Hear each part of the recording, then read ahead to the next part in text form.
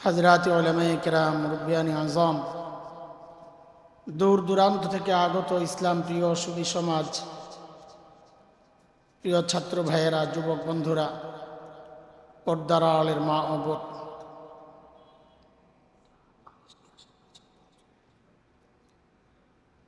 আল্লাহ সুবহানাহু ওয়া তাআলার অশেষ মেহেরবানি যে মালিক,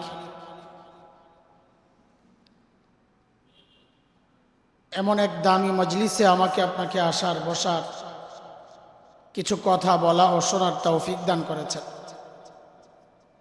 সেজন্য মহান রবের শুকরিয়া আদায় করি, বলি আলহামদুলিল্লাহ। নেক আমলের তৌফিক, এটা আল্লাহর একটা দান।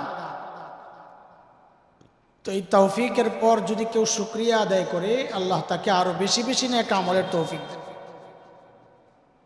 এই জন্যে নেক আমলের পর আমাদের বড়দের দুইটা আমল, এটা সবসময় মনে রাখা। কোনো ভালো কাজ করতে পারলে প্রথমে পড়া আস্তাগফিরুল্লাহ, এরপরে বলা আলহামদুলিল্লাহ। বলেন, যে কোনো নেক আমল করে কি বলবো?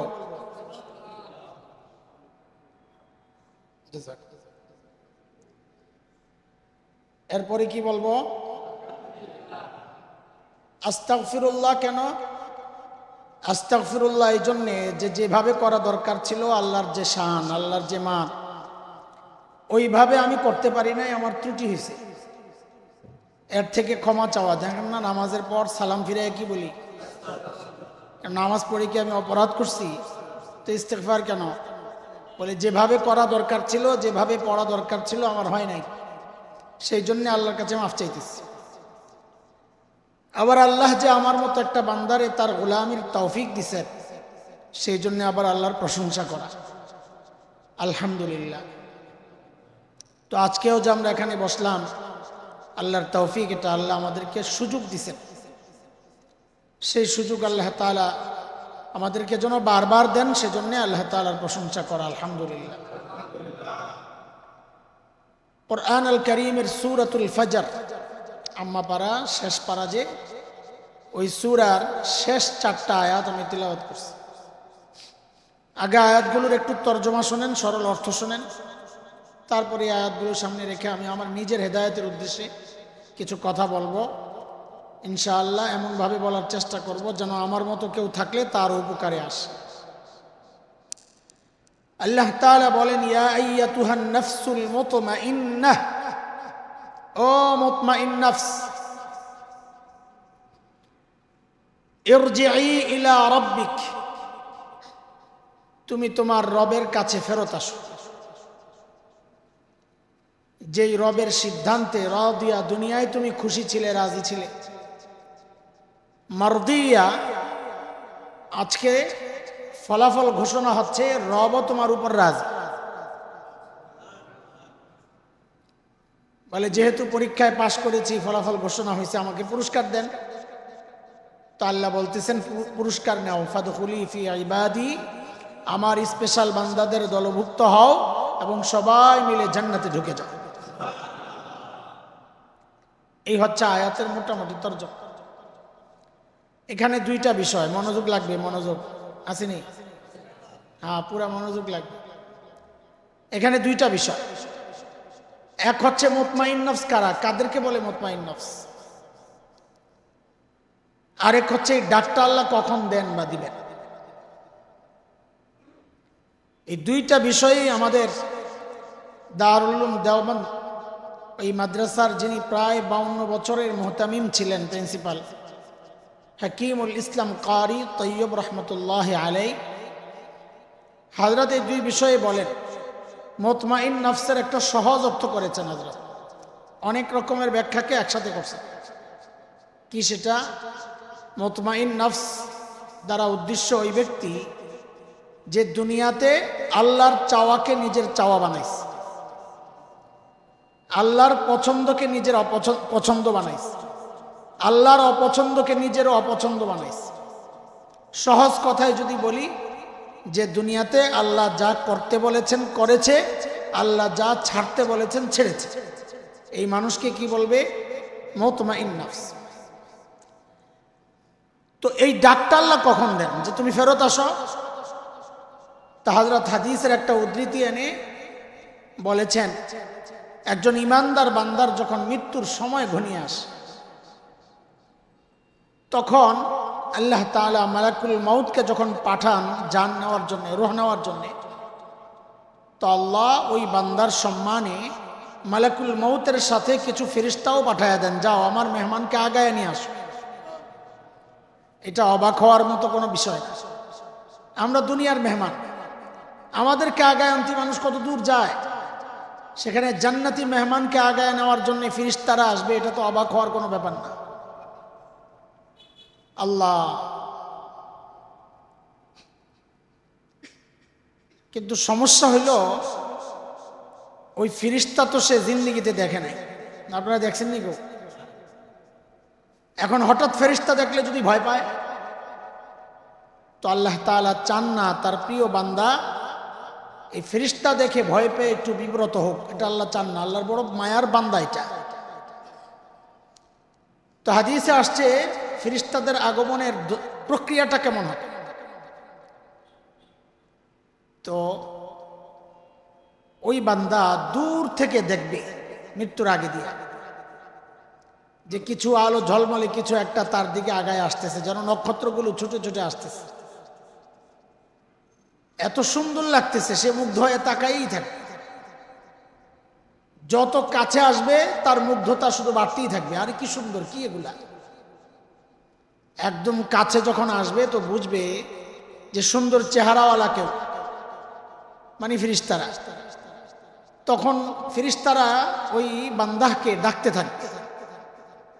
কি বলে ডাকে হাদিসে তাও আসছে, ফেরেশতারা ডাকতে থাকবে এই বলে, আইয়াতুহান নাফসুল মুতমাইন্নাহ কানাত ফিল জাসাদিত তাইয়্যিব উখরুজি ইলা রাউহিন ওয়া রাইহান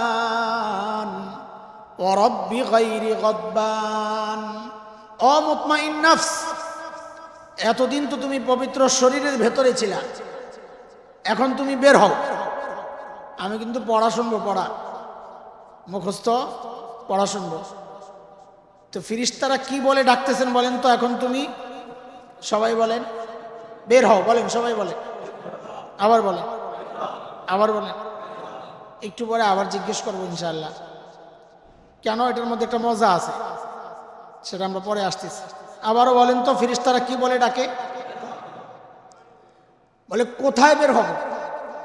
বলে বাগ বাগিচা জান্নাতের দিকে। আর তোমার ওই রবের কাছে, যে রব আজকের পর আর কোনোদিন তোমার উপর অসন্তুষ্ট হবেন না। এইভাবে ফেরেশতারা যখন ডাকতে থাকে তো বান্দা বের হয় না, রূহ বের হয় না। কেন বের হয় না? কারণ ওই রূহ শরীরের সাথে যুক্ত হওয়ার পর এক মুহূর্তের জন্য বিচ্ছিন্ন হয় নাই। লম্বা সময় একসাথে থাকতে থাকতে শরীরের সাথে রূহের একটা মহাব্বত তৈরি হয়েছে। আরে ভাই, দুই বাচ্চা একসাথে কয়েক বছর পরে তো একটাকে আরেকটা ছেড়ে যাওয়ার সময় কান্নাকাটি শুরু করে, দোস্ত তোরে ছেড়ে কেমনে থাকুম রে। একটা জামা পুরান হইলে ছাড়তে মায়া লাগে। একসাথে ছিল কিছুদিন, মহব্বত তৈরি হয়েছে। তো রূহ শরীরের মধ্যে ঢুকার পর তো আর বের হয় নাই। এখন রূহ তো বের হতে চায় না। তো ফেরেশতারা আল্লাহকে জানাবেন, আল্লাহ আপনার বান্দা তো, আপনার মেহমান তো আসতে চায়, তো আল্লাহ তো জানেন কেন আসতে চায়। তখন আল্লাহ তাআলা ফেরেশতাদেরকে বলবেন, আমার এই বান্দাকে তার জান্নাতের বাড়িটা একটু দেখায় দাও। যেই জান্নাতের বাড়ি তার সামনে প্রকাশ পাবে, অমনি সে অস্থির হয়ে যাবে ওখানে যাওয়ার জন্য। আর ঠিক ওই মুহূর্তেই আল্লাহ তাআলা ওই ডাকটা দিবেন, কি, ইয়া আইয়াতুহান নাফসুল মুতমাইন্নাহ ইরজিই ইলা রাব্বিকি রাদিয়াতাম মারদিয়াহ ফাদখুলি ফি ইবাদি ওয়াদখুলি জান্নাতি।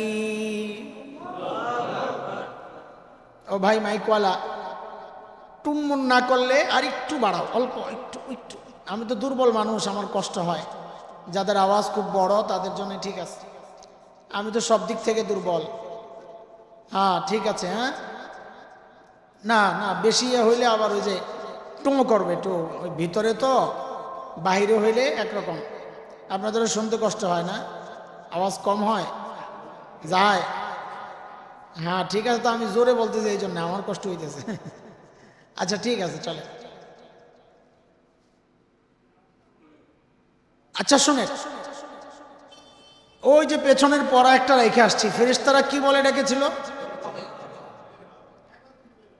আল্লাহ তাআলা শব্দ পাল্টায় দিছে, এটা বলে আমরা ভালো বুঝবেন। আল্লাহর বের হও বলেন নাই, উখরুজি বলেন নাই, আল্লাহ বলেন ইরজিই, তুমি ফেরত আসো। কি বলে? মুফাসসিররা বলেন, আরে দেখছো ওই দুই শব্দের মধ্যে পার্থক্য আছে। উখরুজি বের হও মানে হচ্ছে কেউ নিজের ঘরে আছে, তাকে ওখান থেকে বের হতে বলা হচ্ছে। তো বান্দা চিন্তা করতেছে আমি তো জায়গা মতো আছি, কই যাব? কিন্তু আল্লাহ শব্দ পাল্টায় বলতেছেন না, বের হও না, ইরজিই, তুমি ফেরত আসো। মানে যেখানে আছো এটা তোমার আসল ঠিকানা না, আসল ঠিকানা আরেক জায়গায়। তো বলে আসল ঠিকানা কই? তো আল্লাহ তো এর আগে দিয়েই দেখায় রাখছেন, ওই যে জান্নাত দেখা যায়। ইরজিই ইলা রাব্বিক রাদিয়াতাম মারদিয়াহ, দুনিয়ায় রবের সমস্ত সিদ্ধান্ত তুমি খুশি মনে মেনে নিয়েছো, পরীক্ষায় পাস। মারদিয়া, রব আজকে ফলাফল ঘোষণা করতেছেন, রবও তোমার উপর রাজি। তো রাজি, এখন পুরস্কার দেন। তা আল্লাহ বলেন ওয়াদখুলি জান্নাতি, সবাই মিলে না আমার জান্নাতে ঢুকে যাও। আচ্ছা শুনেন, এখানে হাফেজ আছেন, আলেমরা আছেন, যেহেতু আমার সাথে সাথে একটু তেলাওয়াত করছিলেন আমি শুনছি, তাহলে এবার বলেন তো, আমি যে বললাম ওয়াদখুলি জান্নাতি, আমার জান্নাতে ঢুকে যাও, এর আগে কি আমি কিছু বাদ দিছি? কিছু রয়ে গেছে? কি রয়ে গেছে? ফাদখুলি ফি ইবাদি, দেখছেন ধরছে, ঠিক আছে। আমি ইচ্ছা করে বাদ দিছি আপনাদের মনোযোগ আকর্ষণের জন্য। আল্লাহ বলতেছেন আমার স্পেশাল বান্দাদের দলভুক্ত হও, তারপর সবাই মিলে জান্নাতে যাও। কেন? জান্নাত দিবেন আপনি, আমাকে দিবেন, জান্নাত তো রেডি, তো ডাইরেক্ট দিয়ে দিলে কি সমস্যা? আমাকে কেন আবার দলভুক্ত হইতে হবে? এটাও একটা বুঝার জিনিস। শুরুতেই বলছি আল্লাহ চান না তার ইমানদার বান্দা কোনো কারণে বিব্রত হোক, ভয় পাক, এটা আল্লাহ চান না। এই জন্য আল্লাহ প্রতিটা জায়গায় জায়গায় শব্দগুলো ওইভাবেই ব্যবহার করছেন। দলভুক্ত হতে হবে কেন, এটা একটু বুঝেন। আচ্ছা আপনারা একটু দাঁড়ান তো দেখি, বিসমিল্লাহ বইলা। এবার এই যে সামনের ফাঁকা জায়গা পুরা করে একটু বসেন। মাশাআল্লাহ, আপনি দেখবেন না তো ওইখানে যান, দেখবেন দেখা যায়, আমার তো এমনি তাকান লাগবে। আচ্ছা বেশি বেশি বেশি চাপ দিয়েন না, তাইলে আবার গরম লাগবে। মোটামুটি একটু শরীরের সাথে শরীর না লাগে এরকম। ঠিক আছে, আওয়াজ নাই, আওয়াজ নাই, আওয়াজ নাই, বাস ঠিক আছে। হ্যাঁ, এই কিছু জায়গা খালি হয়েছে না? হ্যাঁ ঠিক আছে, আলহামদুলিল্লাহ। মনে আসেনি কথা? দলভুক্ত হতে হবে কেন? একা গেলে কি সমস্যা, তো একটু বুঝেন। আচ্ছা বলেন তো, একজন নতুন জামাই, একেবারে নতুন, প্রথম দিন যখন শ্বশুর বাড়িতে যায়, শ্বশুর বাড়িতে আদর করে না মাইটের দেয়? সবাই বলে না, মানে এমন ভাবে বলতেছে মিনমিন করে, মনে হয় যেন কেউ কেউ মাইরও খাইছে। হ্যাঁ ডরে বলতেছে, মানিজ্যতের ব্যাপার তো। নতুন বউ যেদিন একদম প্রথম দিন শ্বশুর বাড়িতে যখন যায় নতুন বউ, তখন মাইটের দেয় না আদর করে? আচ্ছা ওই মেয়েটা জানে কিনা যে আমি গেলে আমার আদর করবে, জানে কিনা?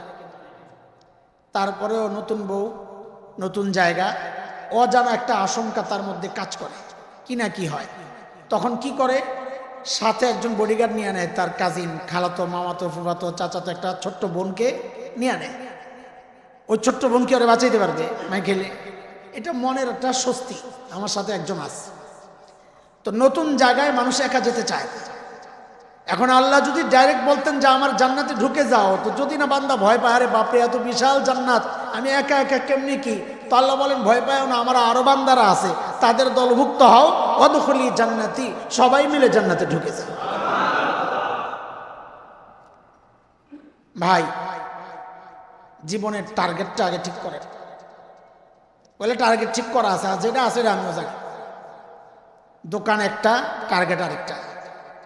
হ্যাঁ, বাড়ি একটা, টার্গেট আরেকটা। মেম্বারের টার্গেট চেয়ারম্যান হবে, চেয়ারম্যানের টার্গেট এমপি হবে, টার্গেট তো আছে। কিন্তু একজন ইমানদার হিসাবে প্রত্যেকটা মানুষের জীবনের একটাই টার্গেট হওয়া উচিত। কি সেটা? যে আমার মৃত্যুটা যেন এই অবস্থায় হয় যে আমার মৃত্যুর সময় আমার রব আমাকে ডেকে বলেন, ও বান্দা আমি তোর উপর রাজি। এই টার্গেট প্রত্যেকটা মানুষের জীবনের হওয়া উচিত। চাই কি নাই মৃত্যু? কে কে চাই দেখি? আমিও চাই, আমি চাই ইনশাআল্লাহ, মাশাআল্লাহ। এটাকে হাত উঠাইলেই মঞ্জুর? হ্যাঁ, আমি আপনি চাইলেই কাম শেষ। এক পাগলা রাস্তায় ঘুরতেছে, লাফাইতেছে, খুব খুশি। তো হুজুর ধরছে, এই পাগলা একটু চিনে আর কি, কিরে এত খুশি কেন? তো তুমি মোল্লা বুঝবা কি? হ্যাঁ, মসজিদে খাও আর ঘুমাও। তো বুঝি না বলেই তো জিজ্ঞেস করছি, বল কি হয়েছে? তো বলে একটা ভালো খবর আছে।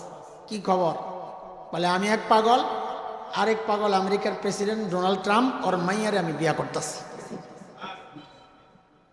তো হুজুর দিয়েছে হা হা করে হাইসা, আরে পাগল আগে জানতাম তার সিরা, এখন দিই তার তোর কিচ্ছুই নাই। ওয়াল্লাই কথা বলছে, পাগল খুব মাইন্ড করছে যে তোমাকে মন লাগো আত্মা ছোট, ওই জায়গার মতো যাওয়ার মতো ক্ষমতা তোমাকে নাই, আমার কাম হয়ে গেছে। তো হুজুর মনে মনে চিন্তা করে, স্বপ্নে দেখলো নি কি জানি, আল্লাহ জানে। স্বপ্ন তো এখানে লাফাইতেছে, আল্লাহ তো ধরছে ভালো মতো। কি হয়েছে এত খুশি কেন? ট্রাম্পের মেয়েরে বিয়ে করতেছস কেমনি কি? তো পাগলা বলে কি, হুজুর আল্লাহর রহমত, কাম অর্ধেক আগায় গেছে, বাকি অর্ধেক আপনারা দোয়া করলে যদি হয়।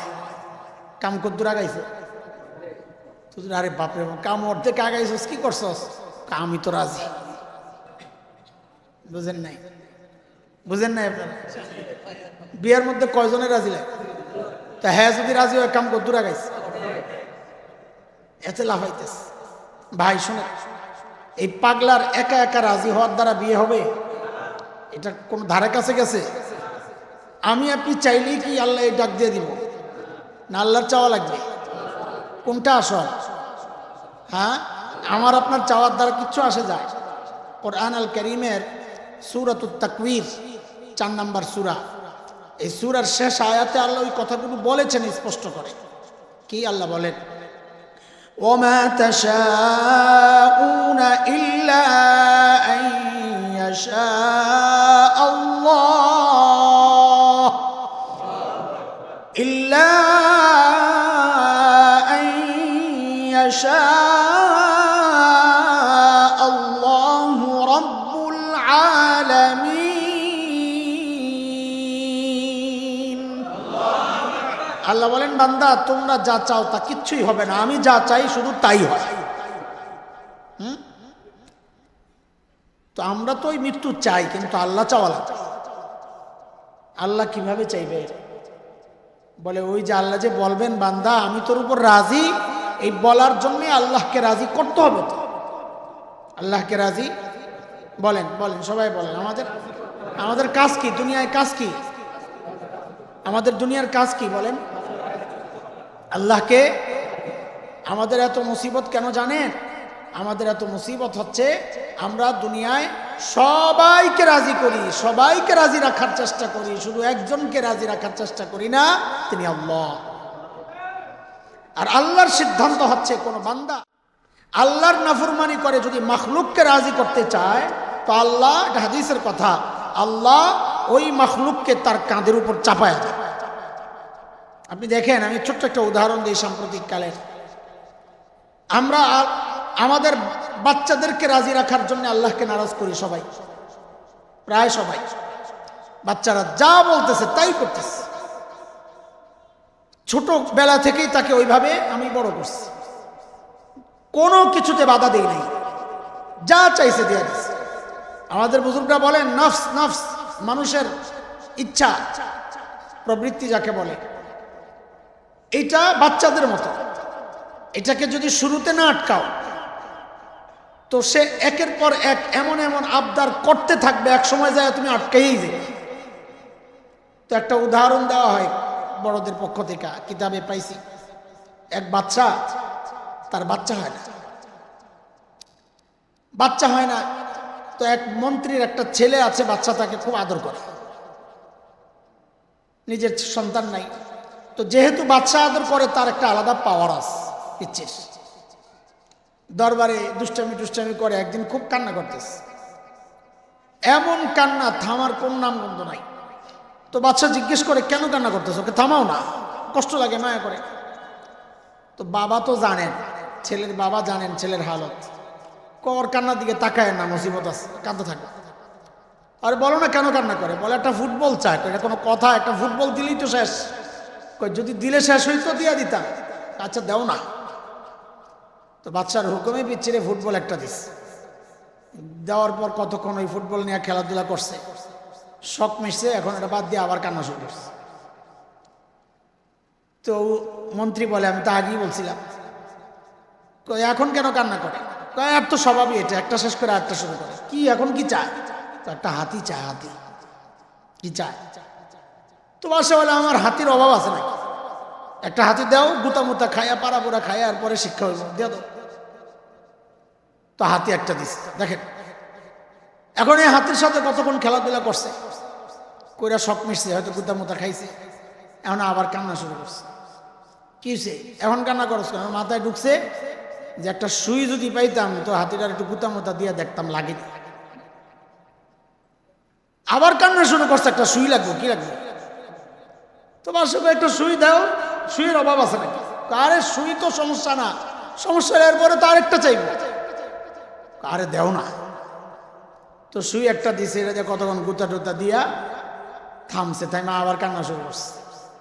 ওই বেটা এখন কান্নাস কেন? ওই যে সুইয়ের ছিদ্রটা আছে না, হ্যাঁ, এটা দিয়া এই হাতিটারে ঢুকাও। এখন পারবেন নি আর। এগুলো বাচ্চাদের স্বভাব, বুঝানোর জন্য। নফসেরও একই হালত, নফস চাইবে একটু তাকাইতে। তাকানো যদি আল্লাহ ইজাজত দিয়ে দিতেন, আল্লাহ জানেন, তো এরপরে নফস চাইতো একটু ধরতে।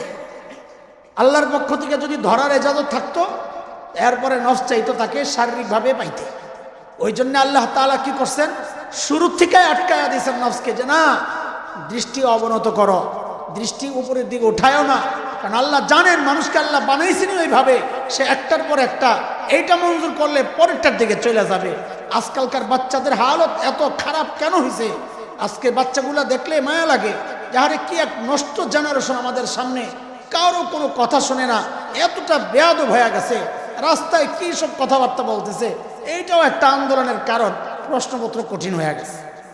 দেখেন অবস্থা, প্রশ্ন কঠিন হয়ে গেছে। এখন মন্ত্রীর পদত্যাগ করা লাগবে। প্রশ্ন কি মন্ত্রী করে? মন্ত্রী পদত্যাগ করা লাগবে। বেচারা আল্লাহর বান্দা বলছে, বাচ্চারা এখন খুব কোমলমতি, পানির সহ্য করে না, ফার্মের মুরগির মতো। এটা বললেও এক পড়ছে বেচারা এক বিপদে। তো তোরা তো ফার্মের মুরগির মতোই, এটা আবার নতুন করে বলার কি আছে? একটারে দেখলাম, হায় আন্দোলন কি 2 দিন আগে, কি তেজ! 12 কোটি ছাত্রের শিক্ষার্থীর পক্ষ থেকে তিনি আসছেন ময়দানে। 12 কোটি, কত বাংলাদেশে মানুষ 100 কোটি, নাইলে 12 কোটি ছাত্র শিক্ষক কর্তৃকায় 12 কোটি শিক্ষার্থীর দায়িত্ব নিয়ে উনি আসছেন তাদের অধিকার আদায়ের জন্য। তা আমি প্রথম দিন দেখা বলতেছি, এই পিচ্চি পোলার কথার এত দাস, এই পিচ্চি পোলা কথার এত দাস, বাপরে বাপ, জনকে মুখস্থ করাইছে বসে বসে। ও আল্লাহ, 2 দিন পরে শুনি যারে পিচ্চি পোলা মনে করছিলাম, এর এটা মা পোলা না, এটা মাইয়া। চুল দেখেও বুঝার উপায় নাই মেয়ে, পোশাক দেখেও বুঝার উপায় নাই মেয়ে, কথা বলার ঢং স্টাইল এটা দেখেও বুঝার উপায় নাই মেয়ে। এর কি বাবা মা নাই? আছে না নাই? এগুলো একটাও পারিবারিক শিক্ষা পায় না। পারিবারিক শিক্ষা পাইলেই মানুষ এভাবে রাস্তায় এইভাবে কথা বলতে পারে না। আরে দাবি দেওয়া থাকবে, সিস্টেম এটা দাবি আদায় করার জন্যে প্রতিবাদ করতে হয়, ঠিক আছে, এটা নিয়ে কোনো কথা নাই। সিস্টেমে কিছু গলত হয়েছে, এটা নিয়েও কোনো কথা নাই। আমাদের এগুলো নিয়ে কথা না, আন্দোলন করে করুক, কিন্তু কিছু বাচ্চার চেহারা দেখলে, কিছু বাচ্চার কথা বলার ধরন দেখলে বোঝা যায় ওগুলো একটাও পারিবারিক শিক্ষা পায় নাই। বাচ্চারা যা ইচ্ছা তা আমি করতে দিছি, এখন আর বাচ্চা সামলাইতে পারি না। এখন লাস্ট কি? লাস্ট হচ্ছে হুজুরের কাছে পরে, হুজুর শেষ হয়ে গেলাম, বাচ্চাগুলার কথা শোনাইতে পারি না, তা আমি কি করব? আপনি আর কি করবেন, হুজুর একটা তাবিজ দেন। কি দেন? কথা বলেন, একটু কথা বলেন। তাবিজ দেন। লা হাওলা ওয়ালা কুওয়াতা ইল্লা বিল্লাহ। দোস্ত, তাবিজ দিয়া যদি সব পরিবর্তন হয়ে যাইত, তো গত শতাব্দীর শ্রেষ্ঠ গাছ হচ্ছে নিম গাছ। কি গাছ? তো পরিবেশ সুন্দর রাখার জন্য, ভালো রাখার জন্য নিম গাছ সমানে লাগায়া হুজুরের কাছ থেকে একটা তাবিজ নিয়ে গোড়ায় বাইন্দা দিয়েন, যেন নিম গাছে ওই কি ধরে, আঙ্গুর ধরে।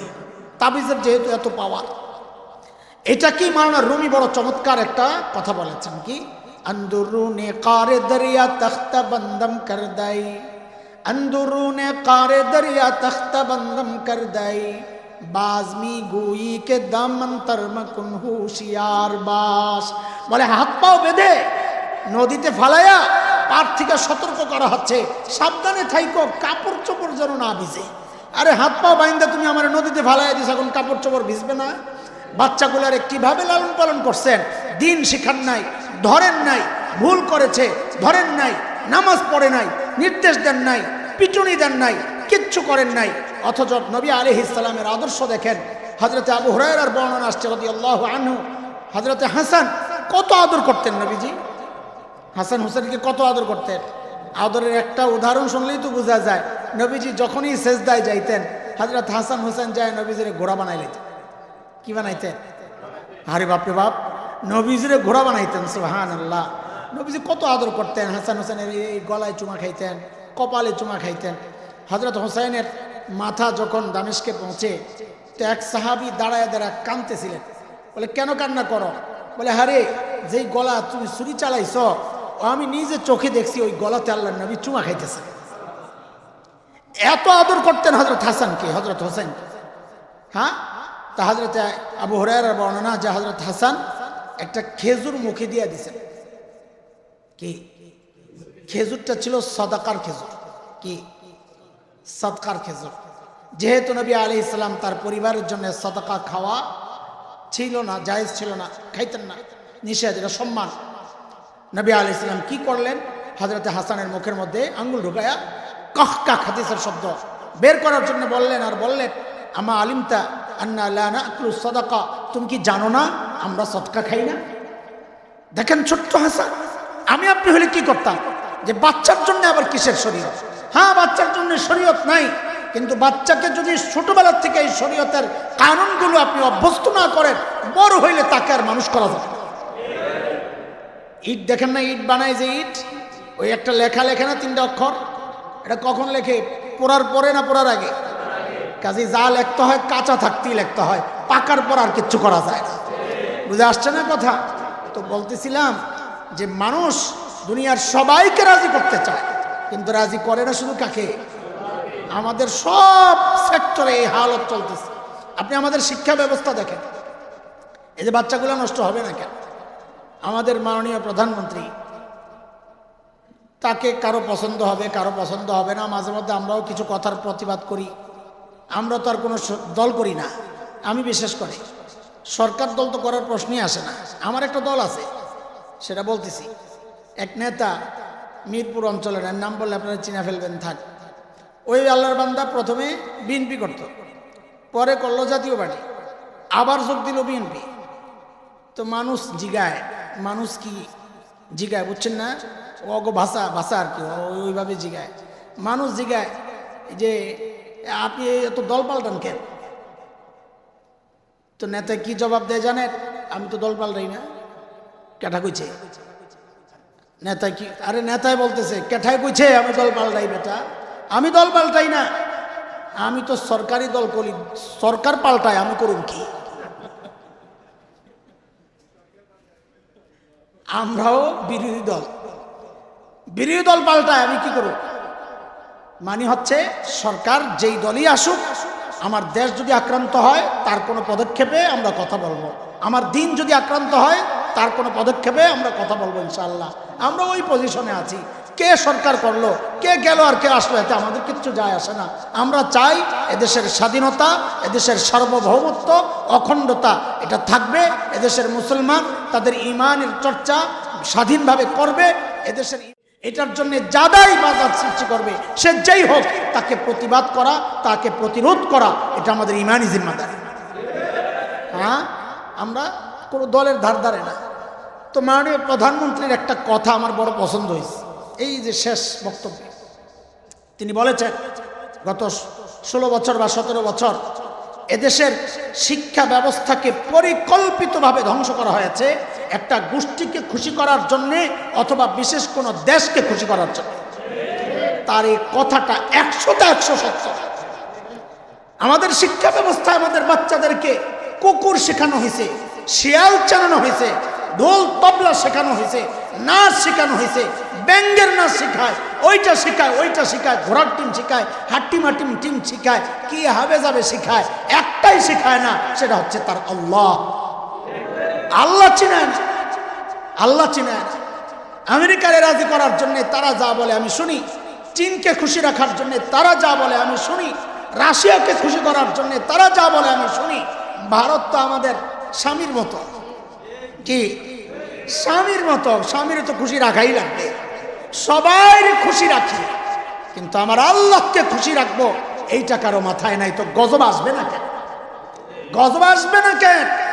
আল্লাহ তাআলার এটা, আল্লাহর সিদ্ধান্ত এটা। বান্দা যখন মাখলুককে খুশি করতে যায় আল্লাহকে নারাজ করে, তো আল্লাহ বলেন আমি ওই মাখলুককে ওই বান্দার কাঁধে চাপায়া দিই। আজকে আমার সন্তান আমার কাঁধে চেপে বসছে, আজকে ভারত আমার কাঁধে চাপতে চায়, আজকে আমেরিকা আমার কাঁধে চেপে বসেছে। কেন? আমি আল্লাহকে খুশি করার জন্যে এদেরকে ছাড়তে পারি নাই।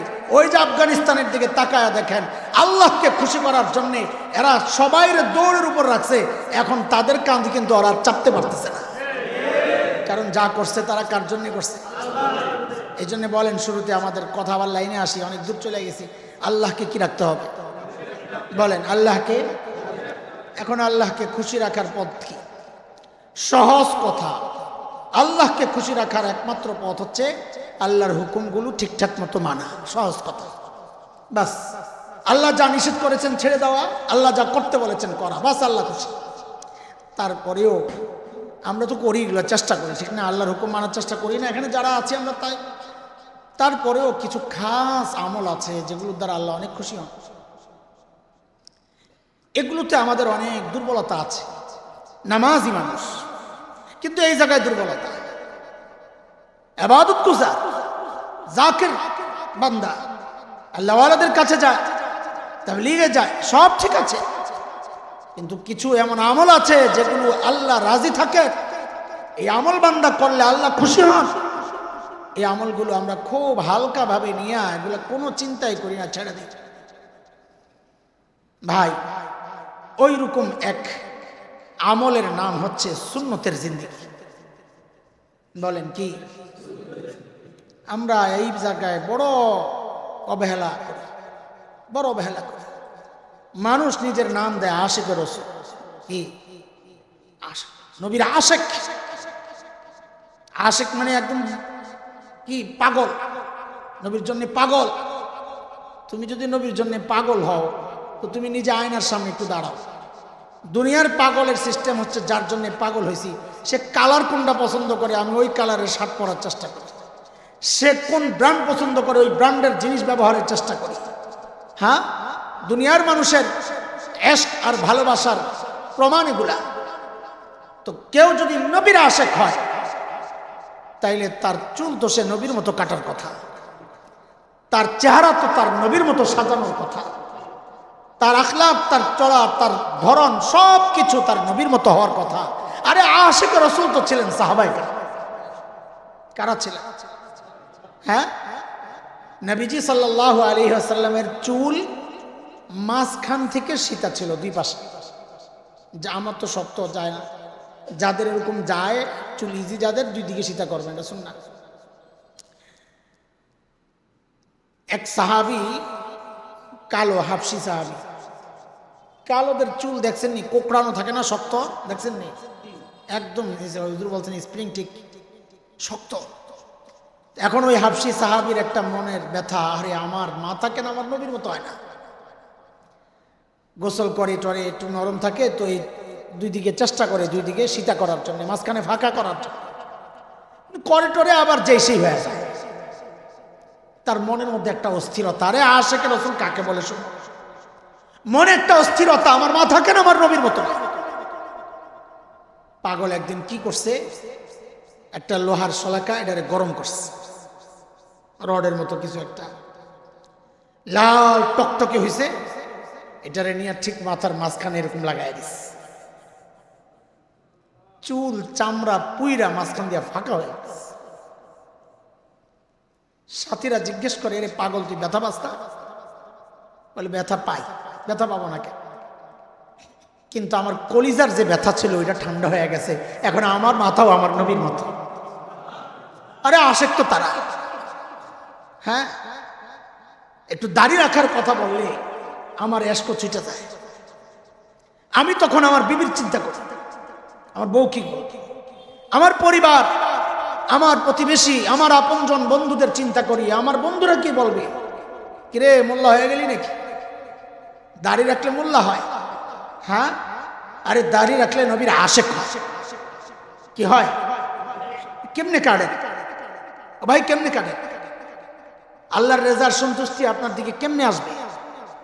আল্লাহ যখন দেখবেন যে আপনি আপনার সুরত নবীর মতো না।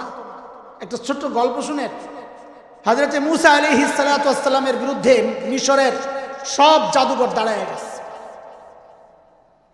সিদ্ধান্ত হয়েছে, ওই যে ডাক দেয় না আসো খেলা হবে, এই ডাক সর্বপ্রথম দিছে হলো ফেরাউন।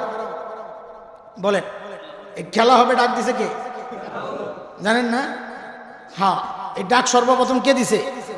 কাকে দিছে? নবী মূসা আলাইহিস সালাম, আসো খেলা হবে। তো খেলার আয়োজন করছে, মানে জাদুর খেলা। সমস্ত জাদুঘরদেরকে দাওয়াত দেওয়া হয়েছে, আজকে খেলা হবে। তো যেই মন্ত্রী এই কাজের দায়িত্বে ছিল, ওই মন্ত্রী যায় জাদুঘরদেরকে বলতেছে, ওখানে একটা সিস্টেম ছিল, জাদুর খেলা যখন হইতো তো ওদের একটা ইউনিফর্ম থাকতো নির্দিষ্ট, জাদুঘরদের পোশাক, ড্রেস, জার্সি, জার্সি কি বিশেষ জার্সি, পোলাবান জার্সি ভালো, বিশেষ জার্সি। এখন সমস্ত জাদুঘরদের যে জার্সি, এই জার্সি যদি মূসা আলাইহিস সালাম না পরে তো মন্ত্রীর কল্লা যাইব, ওই বেটা হুজুর রে মোল্লারে এই জার্সি কেন পরাইলি না, জার্সি ছাড়া আনছস মোল্লারে, ঢিলা ডালা জামা। মূসা আলাইহিস সালামের কাছে মন্ত্রী যায় বলে, হুজুর, হুজুর তো আর বলে নাই মূসা তোমার এই ড্রেস চেঞ্জ করতে হবে, ওখানে যায় নিজের এই মজেজা, তোমার লাঠির এই কারামতি দেখাইতে হইলে ড্রেস চেঞ্জ করতে হবে, এটা ফেরাউনের দরবারের সিস্টেম এটা। মূসা আলাইহিস সালাম বলেন দুনিয়ার রাগী মানুষ, উনি বুঝি ড্রেস চেঞ্জ করতে বয়া রয়েছে। মূসা আলাইহিস সালাম স্পষ্ট জানাইয়া দিয়েছেন, দেখাইলে দেখাও, নাইলে বাদ দাও, আমি আমার ড্রেস চেঞ্জ করতে। পড়ছেনি বেচারা বিপদে, খেলার সময় যদি দেখে মূসা আলাইহিস সালাম ড্রেস চেঞ্জ করে নাই, খেলা তো না, নিজেদের শক্তি দেখানো, তখন তো ওই মন্ত্রীর কল্লা যাবে। তো মন্ত্রী মাথায় একটা বুদ্ধি আসছে, কষ্ট হবে কিন্তু রাস্তায় আসার আর কোনো বিকল্প নাই। কি, ওই জাদুঘরদেরকে যায় বলছে, ভাই আমারে বাঁচাও। বলে কি, মোল্লায় তো কথা শোনে না, মোল্লারা তো একটু গাউরেই হয় না, মোল্লা করে কথা শোনান যায় না। ওই চকলেট আর সিলা কলা দেখলি মোল্লা গো জিব্বা নড়ে না, ওই জন্য আপনার কাছে মনে হয় কঠিন, আসলে মানুষগুলা নরম, দিনের ব্যাপারে কঠিন। হযরত মূসা আলাইহিস সালাম তো শুনে না কথা, তোমরা একটু হেল্প করো আমারে। বলে কি করব? বলে তোমরা মূসার ড্রেসের মতো একরকম ড্রেস বানাও, তাহলে আমি বলতে পারবো আজকের জন্য এই ড্রেস চুজ করা হয়েছে। জাদুঘর রাখা, হ্যাঁ ঠিক আছে, কি করবো, কিছু করার তো নাই। সব জাদুঘর মিললে এক মূসা আলাইহিস সালামের মতো ড্রেস বানাইছে। দেখছেন নি, এই সমাজের বহু মানুষ বলে হুজুর সমাজের লোক একটু তাল মিলে চলতো, নাহলে চলুন কেমনে? দোস্ত এটা দিন না, বরং সমাজ আমার সাথে তাল মিলে চলতে বাধ্য আমি যদি হকের উপর থাকি। এই যে সব জাদুঘর কার মতো ড্রেস বানাইছে? মূসা আলাইহিস সালাম। আপনারা জানেন, এরপরের গল্প আমি ঘটনা লম্বা করতে চাই না, আমার কথা অন্য জায়গায়, মানে অন্য প্রসঙ্গে আসবে। আল্লাহ তাআলা সমস্ত জাদুঘরদেরকে ঈমান দিয়ে দিয়েছেন। সব জাদুঘর কি হয়ে গেছে? মুসলমান হয়ে গেছে। মূসা আলাইহিস সালাম তো অবাক, আল্লাহ আমারে পাঠাইলেন ফেরাউনের কাছে, ইযহাব ইলা ফিরআউন ইন্নাহু তাগা, ও বহু বেড়ে গেছে, ওর কাছে যাও, দাওয়াত দেন। পাঠাইলেন ফেরাউনের কাছে। আর মুসলমান ইমানদার হয়ে গেল সব জাদুঘর, কিছুই তো বুঝলাম না। তা আল্লাহ কি বলছেন, দোস্ত আমি যখন দেখলাম সমস্ত জাদুঘররা আপনার মতো ড্রেস পরছে, আমার বন্ধুর সাজে ওরা সাজছে, তো ওদের দিকে তাকায় আমার ওদের জন্য মায়া লেগে গেছে। তা আমি ওই সব জাদুঘরদেরকে দিন ঈমান দিয়ে দিছি, হেদায়েত দিয়ে দিছি। হ্যাঁ, মূসা আলাইহিস সালামের ড্রেস পরে যদি ঈমান আর হেদায়েত নসিব হয়, তা আপনি কিভাবে এটা চিন্তা করেন যে আমার নবীর মতো নিজেকে সাজাইলে আমার মুক্তির ব্যবস্থা হবে না ইনশাআল্লাহ? হ্যাঁ, আল্লাহু আকবার। এই সূরাটা আমাদের কাছে খুব হালকা মনে হয়। অনেকে মনে করে কত সুন্নতই তো ছাড়ি, এটা একটা সুন্নত আর কি না। দাড়ি রাখা সুন্নত না, দাড়ি রাখা ওয়াজিব, এবং সবচেয়ে কঠিন ওয়াজিব, সার্বক্ষণিক ওয়াজিব, সব সময়ের জন্য ওয়াজিব।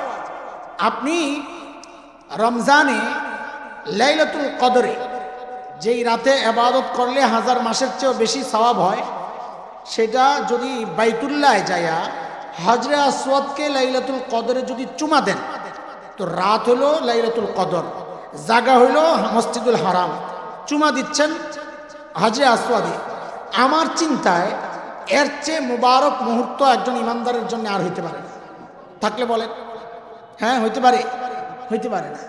ও দোস্ত, এমন মুবারক সময়ও যদি আপনি কাটানোর সুযোগ পান, তাও মনে রেখেন আল্লাহর কাছে ওই দাড়ি যদি না থাকে, ওই অবস্থাতেও আপনি গুনাহগার, ওই অবস্থাতেও আপনি গুনাহগার। আপনি নামাজ পড়তেছেন, গুনাহ করতেছেন, দাড়ি না থাকলে আপনি গুনাহ অবস্থায় নামাজ পড়তেছেন।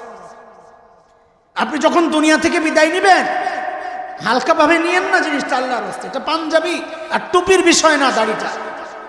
টুপি আর পাঞ্জাবি ওইটা না বললে আপনি গুনাহগার না, কিন্তু দাড়ি কাটলে আপনি গুনাহগার। দাড়িতে দুইটা ওয়াজিব। বলেন দাড়িতে কয় ওয়াজিব? দাড়ি রাখা এক ওয়াজিব, এক মুষ্টির বেশি রাখা এটা আরেকটা ওয়াজিব। বলেন, দাড়ি রাখাও ওয়াজিব, এক মুষ্টির বেশি রাখা এইটাও ওয়াজিব। অনেকে কাটিং করে রাখে, কাটিং করার আর জিনিস পাইলা না, আল্লাহর নবীর সুন্নত নিয়ে কাটিং করতেছো মিয়া, এটা উপহাস ছাড়া কিচ্ছু না। দাড়ি রাখছে একটু, মাশাআল্লাহ, ইসলামী দলের নেতা দাড়ি রাখছে, কাট মাঝে মাঝে একটু বড় দেখা যায়, আবার দেখা যায় চামড়া দেখা যায়, দাড়ি রাখছে। কারণ ইসলামী দলের নেতা যে, যেহেতু একটু দাড়ি টাড়ি না রাখলে কেমন দেখা যায়, এটা ধোকা। বলেন এগুলো কি ধোকা? দাড়ি রাখা যেমন ওয়াজিব, আবার এক মুষ্টির বেশি রাখাও ওয়াজিব, এটা মনে রেখে। আল্লাহ মৃত্যুর সময় একজন পুরুষ যখন দুনিয়া থেকে বিদায় নেয়, সে 1000 গুনাহ করবে, কিন্তু দুনিয়া থেকে যাওয়ার সময় মানুষ সাক্ষী নাই যে কি গুনাহ করত। একমাত্র গুনাহ দাড়ি কাটার গুনাহ, যে সে দুনিয়া থেকে যাওয়ার সময় যারাই তাকে দেখতেছে সবাই সাক্ষী এই মানুষটা এই গুনাহটা করত। দেখে তো হালকা মনে করতেছে। আপনার কাছে মনে হচ্ছে এটা একটা সুরত, না রাখলে কি আসে যায়, নামাজ রোজা ঠিক থাকলেই হয়। না না, এটাকে তো হালকা ভাবে নেওয়ার কিচ্ছু নাই। আমাদের এক বুজুর্গের কথা শোনাই আপনাদেরকে, শুনে। কথাগুলো অনেক কঠিন লাগতেছে অনেকের জন্য, আমি বুঝি। আমাদের দায়িত্ব বলা, ভাই, কার খারাপ লাগলো কার ভালো লাগলো এই দিকে চিন্তা করে আমরা কথা বলতে পারবো না। আমাদের এক বড় বুজুর্গ ছিলেন, হাকিমুল উম্মত মুজাদ্দিদে মিল্লাত হযরত মাওলানা আশরাফ আলী থানভী রহমতুল্লাহ আলাইহির বড় খলিফা খাজা আজিজুল হাসান মজজুব রহমতুল্লাহ আলাইহি, অনেক বড় বুজুর্গ। হযরতকে তার অনুসারী কেউ জিজ্ঞেস করছেন, হযরত, আল্লাহর আদালতে যখন দাঁড়াবেন, আল্লাহ যখন জিজ্ঞেস করবেন কি আনছো আমল, তো কি দেখাবে? বড় তো আমাদের মতো না, আমরা আমল করি অল্প আর ভাবি অনেক কিছু করে গেছি। বড়রা আমল করতেন অনেক আর ভাবতেন কিছুই করি নাই। খাজা আজিজুল হাসান এই কথাই বলছে যে আল্লাহর সামনে পেশ করার মতো আমার কোনো আমল তো নাই, তবে আমি নিয়ত করে রাখছি একটা কাজ করতে। বলে কি? বলে আল্লাহর আদালতে দাঁড়ায়া আমি আমার দাড়িগুলার এইভাবে ধইরা আল্লাহর সামনে পেশ করব। আর কি বলবো? তেরে মাহবুব কি ইয়ারব शबाहत लेके आया हूँ, हकीकत तो इसको कर दे मैं सूरत लेके आया हूँ। ওগো মালিক তোমার বন্ধুর সুরত ধরে আসছে, আমার আর পুঁজি কিচ্ছু নাই, এটাই আমার পুঁজি। ভাই সুরতের দাম আছে, শুনেন সুরতের দাম শুনেন। এক মায়ের কাছে তার মৃত সন্তানের ছবি একটা, মা ওই ছবিটা দেখে তার কলিজায় লাগায়, বুকে লাগায়, ছুটি লাগায়, আরে আমার কলিজা। তো একজন বলে, আরে এই ছবি দেখে দেখে নিজের জ্বালা বাড়াইতেছেন কেন? এটা দেখলে জ্বালা বাড়ে না, ছবিটা পড়েন, দেখলেই তো কষ্ট বাড়বে। তো মা একদম আস্তে উঠছে, আরে বলে কি, আমার কলিজার ছবি এটা আমি পড়তে পারবো না। যুবকরা কথা কও, এই ছবিটার মধ্যে ওই মৃত বাচ্চার গোশত আছে কয় কেজি? হ্যাঁ, কিচ্ছু নাই। হাড্ডি আছে কত? আচ্ছা, কিছু চামড়া আসেনি? কিছুই নাই, একদম কিছু নাই, একদম কিছু নাই, শুধু বাচ্চার মতো দেখতে। তাতেই মা ওই ছবিটা পড়তে রাজি না। হ্যাঁ, একজন মায়ের কাছে তার সন্তানের যে মহাব্বত, একজন মা সন্তানকে যতটা ভালোবাসে, আমার আল্লাহ তার হাবিব সাল্লাল্লাহু আলাইহি ওয়াসাল্লামকে তার চেয়ে হাজার কোটি গুণ বেশি ভালোবাসে। মা যদি সন্তানের মহাব্বতের কারণে সন্তানের মতো দেখতে ছবিটাকে পড়তে রাজি না হয়, তো আমরাও আশাবাদী ইনশাআল্লাহ, আমরা যারা দাড়িওয়ালা আছি ঈমান সহ যদি কবরে যেতে পারি, আল্লাহ তার হাবিবের মহাব্বতের কারণে হাবিবের এই সুরতওয়ালাদেরকেও জাহান্নামের আগুনে পোড়াবেন না ইনশাআল্লাহ, পোড়াবেন না ইনশাআল্লাহ, পোড়াবেন না ইনশাআল্লাহ। কিভাবে কাটো? কাইটা কাইটা ফালাইতেছো কই ডাস্টবিনে? একটু কলিজায় লাগে না যে এই কাটা মুখটা নিয়ে আমি আমার নবীর সামনে কেমনে দাঁড়াব? আল্লাহর অসন্তুষ্টি কেন আসবে না আমাদের? আল্লাহকে খুশি করার জন্য, খুশি করার মতো আমাদের আছেটা কি? এই একটা আমল আমাদের অনেক অবহেলা। দুই, সুন্নতের সারা জিন্দেগি তো সুন্নতের উপর চলা, এটাই আল্লাহর সন্তুষ্টির বড় কারণ হবে। কিন্তু কিছু আমল আছে যেগুলো খুবই গুরুত্বপূর্ণ, কিন্তু আমাদের কাছে অবহেলার শিকার। আমরা এখানে যারা আছি সবাই তো মুসলমান, তাই না? হ্যাঁ, কথা বলে, এটা বলতো কি চিন্তা আছে নাকি? আচ্ছা, এখানে এমন কেউ আছেন যে ব্রাশ করেন না? থাকার কথা না। একেবারে বুড়া টুরা কেউ থাকলে, আগেরকার মানুষ ব্রাশ করে অভ্যস্ত না, বা মাড়িতে ব্যথা পায়, অন্য কারণ। কিন্তু দুঃখজনক বিষয় কি জানেন? দুঃখজনক বিষয় হলো এখানে এমন অনেকজনকে পাওয়া যাবে যে মিসওয়াক করে না, মুসলমান, ব্রাশ করে না, এমন লোক একজনও পাইলাম না। অথচ চেক করলে বোঝা যাবে যে এখানে অধিকাংশ, আল্লাহ মাফ করুক আমাকে, এটা ভুল হোক আমার চিন্তা, কিন্তু বাস্তবতা অস্বীকারের সুযোগ তো নাই। বহুজন পাওয়া যাবে যারা মিসওয়াক করে না। অথচ আপনি কি জানেন আল্লাহর নবী আলাইহিস সালাতু ওয়াস সালাম, নবীজির কাছে মিসওয়াকটা কতটা গুরুত্বপূর্ণ ছিল আপনি কি জানেন? জানেন না। নবীজির জিন্দেগীর সর্বশেষ কাজ ছিল মিসওয়াক করা।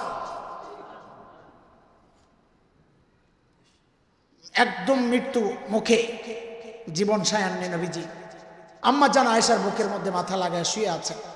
আম্মা জান আয়েশার জন্য এটা গর্বের ছিল। বুখারীতে রিওয়ায়াতে আসছে, আম্মা জান বলেন নবীজির মাথাটা ছিল বাইনা হাকিনাতি ও দাকিনাতি, আমার বুক আর আমার এই যে থুতনির মাঝখানে নবীজি মাথা দিয়ে আরাম করতেছিলেন। এর মধ্যে আম্মা জানের ভাই হযরতে আবু বকরের রাদিয়াল্লাহু আনহুর ছেলে আব্দুর রহমান ইবনে আবু বকর, উনি আসছেন বোন জামাইকে দেখার জন্য, বোনের ঘরে আসছেন। হাতে একটা